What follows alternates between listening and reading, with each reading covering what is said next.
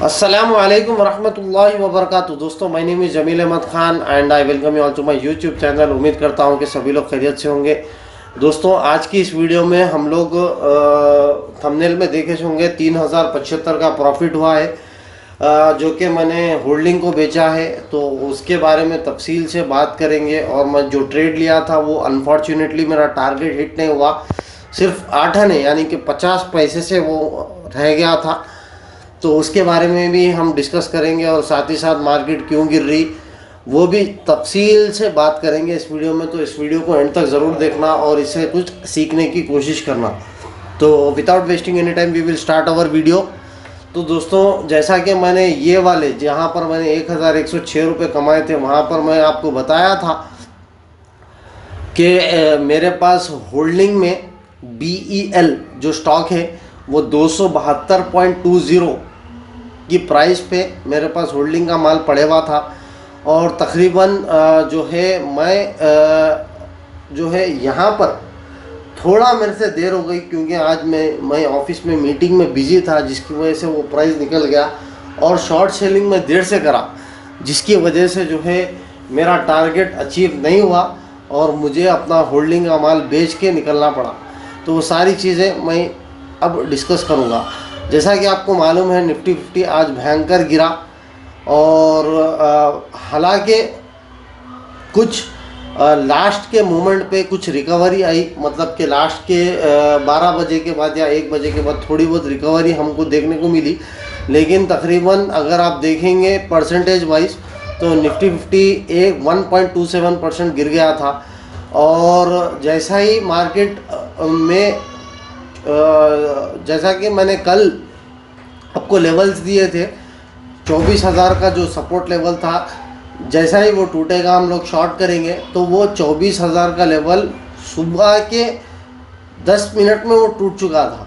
लेकिन मैं जैसा कि मीटिंग में था, आपको बोला मैं, तो वो देखे देखे तक मुझे 10:30 बज गए और मैंने देखा वो 10:30 को। और जैसा ही वो लेवल टूटा, मैंने भी यहाँ पर तकरीबन 10:30 बजे के टाइम पे मैंने यहाँ पर शॉर्ट किया, जब तक वो 200 पॉइंट जब तक वो 2% नीचे गिर चुका था, जब तक वो 2% नीचे गिर चुका था। अगर आप देखेंगे BEL का चार्ट, तो 15 मिनट का चार्ट अगर आप देखेंगे तो ये लेवल पे 10:30 के लेवल पे मैंने यहाँ पर उसको शॉर्ट किया था। मैं ये सारे मूविंग एवरेजेस को मैं हाइड कर दूं ताकि आपको क्लियर हो जाए।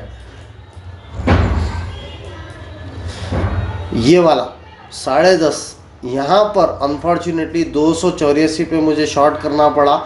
और मैंने टारगेट लगाया था, अगर आप वो मेरे ऑर्डर्स को देखेंगे तो मैंने टारगेट लगाया था 269.90 पे, और वो लास्ट कहाँ तक गया, 280.40 तक गया। अगर आप सबसे लास्ट देखेंगे तो ये 280.40 है।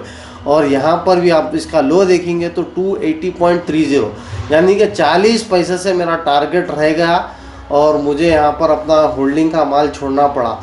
अगर ये हिट हो जाता तो मुझे 1000 रुपये प्रॉफिट हो जाता था और ये वापस से घूम जाता था।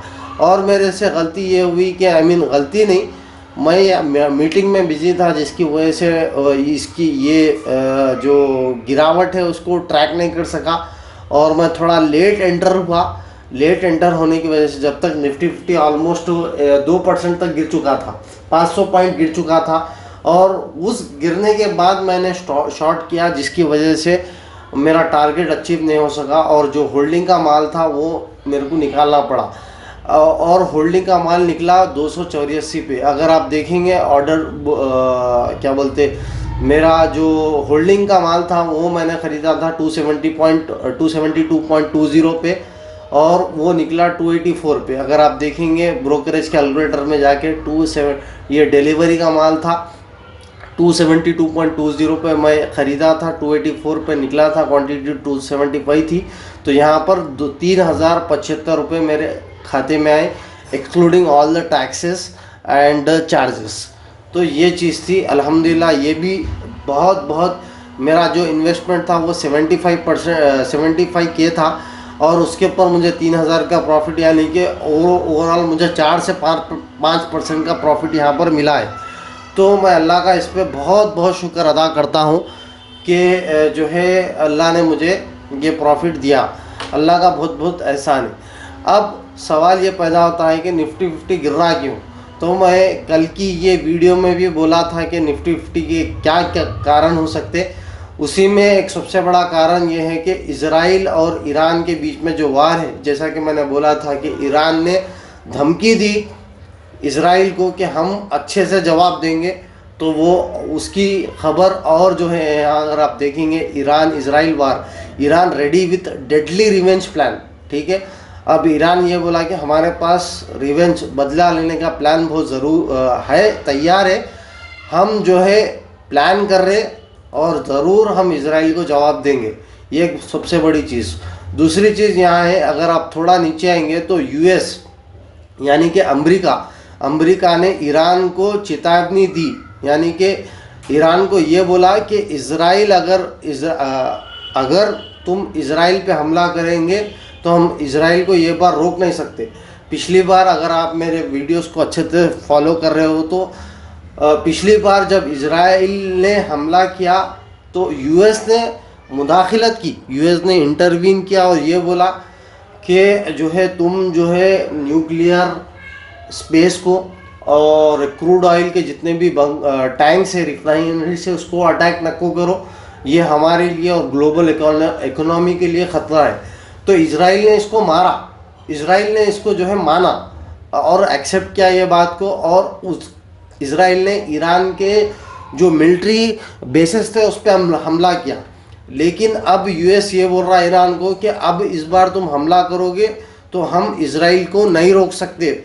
अब ये पढ़ोगे, US said to warn Iran it won't be able to restrain Israel if Tehran attacks again, यानी कि ईरान अगर फिर से अटैक करेगा तो हम इजराइल को ये बात नहीं रोक सकते। तो अगर खुदा ना खास्ता ये जंग हो जाती है तो मज़ीद जो है और जंग को बढ़ावा दिए वैसा, इसको भड़काए वैसा जो है हो जाएगा और मज़ीद ये वर्ल्ड वार 3 की शक्ल ले सकती है। और इसमें जो है जो मज़लूम लोग हैं, जो बेचारे गरीब लोग आए, जो फ़लस्तीन के लोग आए, जो बीच में जो जितने भी ममालिक आते हैं उन लोगों के लोग जो है इसमें इफ़ेक्ट होंगे और ये लोग सफ़र करेंगे। तो हम लोगों को दुआ करना है इन लोगों के लिए और जल्द से जल्द हम अल्लाह से दुआ करते हैं कि ये अमन जल्द से जल्द क़ायम हो जाए और मज़लूमों की अल्लाह पाक जो है मदद करे और जालिम को ख़त्म करे। ठीक है, ये चीज़ है। और दूसरी चीज़ ये है कि जो है FIIs की सेलिंग अभी भी जारी है दोस्तों। आज अगर आप ये महीने में अगर आप देखेंगे तो 4541 टोटल जो है FIIs ने माल को बेच दिया है, लेकिन DIS माशाल्लाह से फिर से ख़रीद रहे। इसमें बहुत से ज़्यादा जो है मुहूर्त ट्रेडिंग जो है उसका जो बहुत बड़ा दखल है। अगर आप देखेंगे डे ऑन डे, तो डे ऑन डे अगर आप देखेंगे आज 4300 करोड़ का माल FII ने बेचा, लेकिन 2900 करोड़ का माल DI ने ख़रीदा। ठीक है, और एक चीज़ ये है कि इंडियन इन्वेस्टर्स भी अब थोड़ा थोड़ा जो है चाइना में इन्वेस्ट कर रहे हैं। तो इंडिया का जो पैसा है थोड़ा थोड़ा अगर आप देखेंगे, Indian investors paying hefty premiums to invest in China markets. इसका मतलब ये है कि इंडिया के जो DII से वो भी अपना माल ख़त्म करके खाली करके यहाँ से पैसे निकाल के चाइना के लिए इन्वेस्ट कर रहे। कई को इन्वेस्ट कर रहे बोलते, तो चाइना जो है कुछ स्टिमुलस पैकेजेस ला रहा, जिसकी वजह से स्टिमुलस पैकेजेस यानी कि राहत वाले पैकेजेस जो इन्वेस्टर्स को अट्रैक्ट करे, जो इन्वेस्टर्स को जिसमें सौदे में जो है फ़ायदा नज़र आए। इन्वेस्टर्स भाई सिंपल सा कॉन्सेप्ट है, अगर आप कौन सी भी चीज़ में इन्वेस्ट कर रहे तभी आप इन्वेस्ट करोगे उसमें अगर आपको दिखता है कि कुछ फ़ायदा है। तो सिमिलरली ये बड़े बड़े इन्वेस्टर्स भी वैसी है, वो इंडिया की मार्केट है या बाहर की मार्केट है, फलाना डिमकाना मार्केट है, वो नहीं सोचते। वो जहाँ फ़ायदा दिख रहा वहाँ अपने पैसों को लगा देते और जहाँ पर वो पैसा जहाँ में उसको निकाल देते और निकाल के वहाँ पर लगा देते। तो इसी वजह से जो है मार्केट में भयंकर गिरावट हमको नज़र आती हुई दिख रही है। और और Q2 के अर्निंग्स तो माशाल्लाह से ख़राब आ रहे हैं, जिसकी वजह से वो भी एक चीज़ चिंता का विषय है।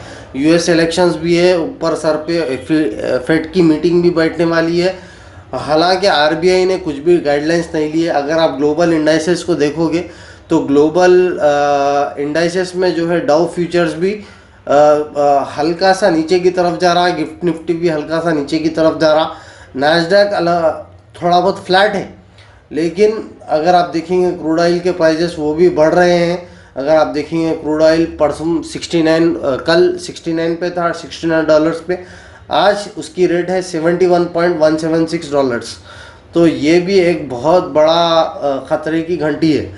तो अब सवाल ये पैदा होता है कि अगला लेवल निफ्टी 50 का क्या हो सकता है। तो अगला लेवल अगर आप देखेंगे तो ये जो अगर आप देखेंगे इसने 21 EMA को भी ब्रेक कर दिया, 55 EMA को भी ब्रेक कर दिया, 100 EMA को भी ब्रेक कर दिया। अब ये बढ़ रहा है 200 EMA एक्सपोनेंशियल मूविंग एवरेज। ये जो मोटी लाइन दिख रही है वो 200 EMA की है।